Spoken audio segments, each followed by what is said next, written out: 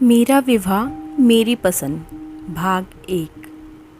Summer Pune में engineering college का first year का स्टूडेंट है और आज ही अपने घर जयपुर आया है क्योंकि उसके बड़े भाई अभिनव की शादी फिक्स हो गई है। समर 2 भाई और एक बहन है।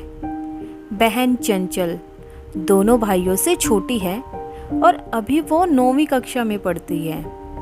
समर खुशी खुशी घर आया था अपने भाई अभिनव की शादी की बात सुनकर, पर घर आकर पता चला कि अभिनव बहुत दुखी है और अपने कमरे में दर्द भरे गीत सुनता रहता है। समर ने अपनी मम्मी से पूछा, माँ, अभिनव भाई अपनी शादी से खुश नहीं है क्या? पर मम्मी ने उसकी बात टाल दी और बोली, बेटा, तो इतनी दूर से आया है, थक गया होगा, जाकर फ्रेश होकर आ और मैं खाना निकालती हूँ। और थोड़ी देर बाद समर डाइनिंग टेबल पर खाना खाने बैठा और सामने की कुर्सी पर अभिनव खाने को घूर रहा था कि तभी उनके पापा दुकान से आ गए और अभिनव ने खाना खाना शुरू कर दिया। रात में समर और अभिनव सोने गए तो समर ने पूछा, क्या बात है भाई, आपकी शादी होने वाली है और आप लड़कियों की तरह सैड सॉन्ग सुन रहे हो? अरे, आजकल तो लड़कियां भी खुशी खुशी विदा होती हैं और एक आप है कि शोक मना रहे हो। अभिनव ने समर की बात तो सुनी पर कोई जवाब नहीं दिया और मोबाइल पर कोई और गाना सर्च करने लगा। फिर समर को किसी फिल्म का सीन याद आ गया जिसमें अपनी होने वाली दुल्हन से हीरो बात करना चाहता था और उसके पास हीरोइन का नंबर नहीं था, इसलिए वो बहुत परेशान था। लेकिन फिर भी हीरो ने सैड सॉन्ग तो नहीं सुने थे, फिर अभिनव क्यों सुन रहा है? जब समर को अपने मन से कोई जवाब नहीं मिला तो उसने अभिनव से फिर पूछा, अगर होने वाली भाभी से बात करनी है तो मैं मम्मी से नंबर पूछूं? और इतना कहकर अभी समर जा ही रहा था कि अभिनव ने उसका हाथ पकड़ लिया और उसे रोका। बैठ भाई, मैं बताता हूँ, मैं पूर्वी से बहुत प्यार करता हूँ और उसी से शादी करना चाहता हूँ। अरे, तो पापा को बताया क्यों नहीं? बताया था, पर उन्होंने मेरी बात नहीं सुनी और कहा कि एक बार निधि को देख लो और मेरी पसंद की दाद देखो।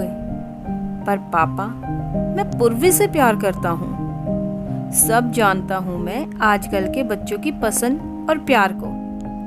आज तो ऐसा लगेगा कि अगर नहीं मिली तो जीना छोड़ देंगे और कुछ दिन बाद कहेंगे ब्रेकअप।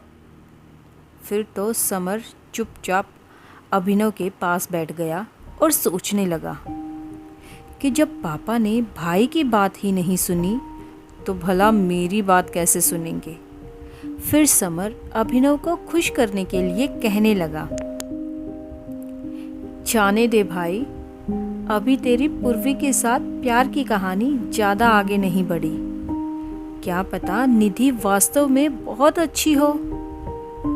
पर मन में वो सोच रहा था कि मैं तो अपनी पसंद की लड़की से ही शादी करूंगा, चाहे हिटलर का सामना ही क्यों ना करना पड़े। अभिनव ने समर को सोचते हुए देखा और फिर से मोबाइल में सॉन्ग सुनने लगा, पर इस बार उसने ईयरफोन लगा लिए थे।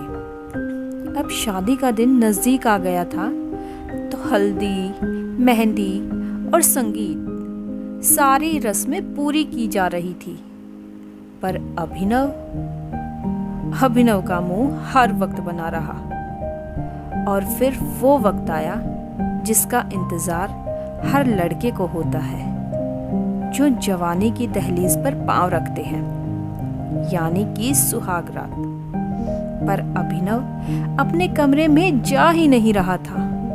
वो सोच रहा था कि जब नहीं जाऊंगा तो पापा को समझ आएगा और शायद किसी ने उनके पापा को जाकर ये बात बता दी और वो अब इधर ही आ रहे थे, यानी अभिनव के पास।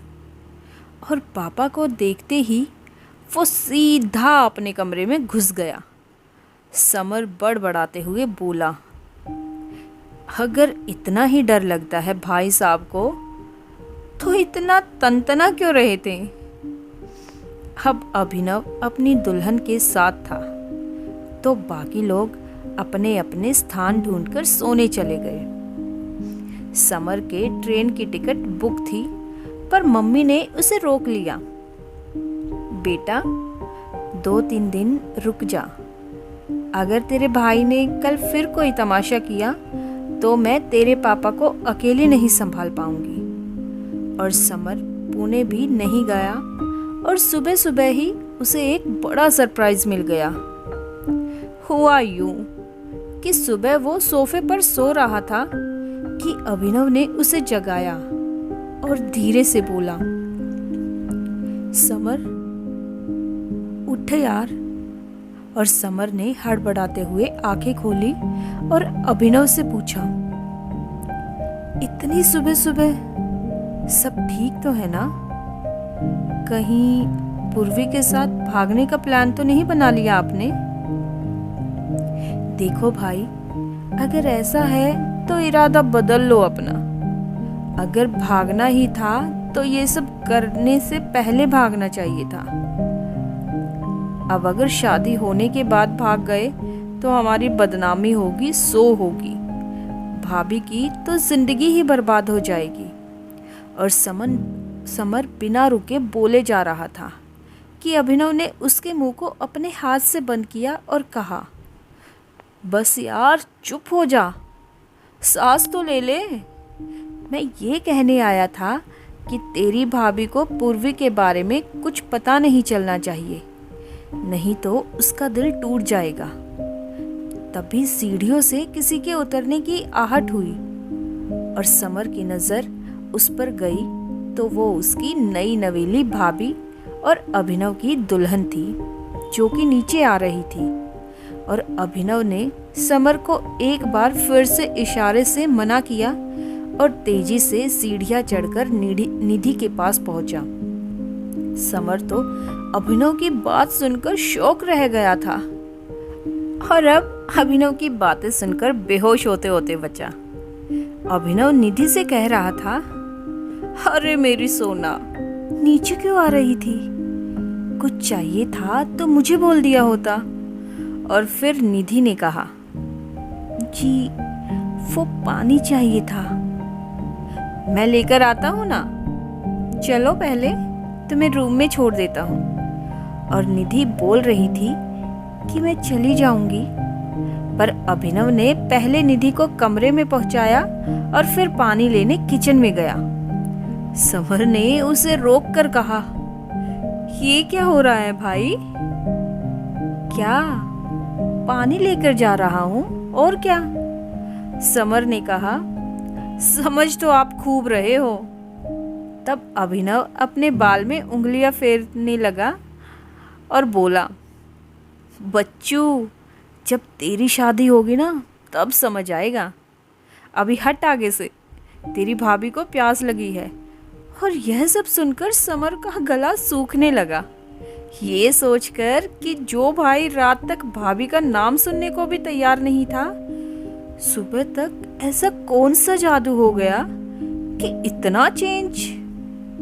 खैर, मुझे क्या, अच्छा है, हाँ मैं आराम से पुणे जा सकता हूँ। और तभी उसे याद आया, ओ शिट, टिकट तो कैंसिल कर दिया है। अब तो 2 दिन बाद ही जा सकता हूँ। और ये 2 दिन सोना, बाबू और मेरी जान सुन सुनकर उसके कान पक गए थे। और जब हिटलर पर नजर डालता ये देखने के लिए कि उन्हें कैसा लग रहा है, तो वहां एक विजय सी दिखाई देती। वो बड़े ही अभिमान से कहते, मैं ना कहता था कि मेरी पसंद अभिनव को बहुत पसंद आएगी। अब देख लो। खैर 2 दिन बीते और भाभी से बात होना तो दूर, भाई भी पराया हो चुका था। कहानी बेहद रोमांचक होती जा रही है। आगे कहानी में क्या होने वाला है जानेंगे अगले भाग में।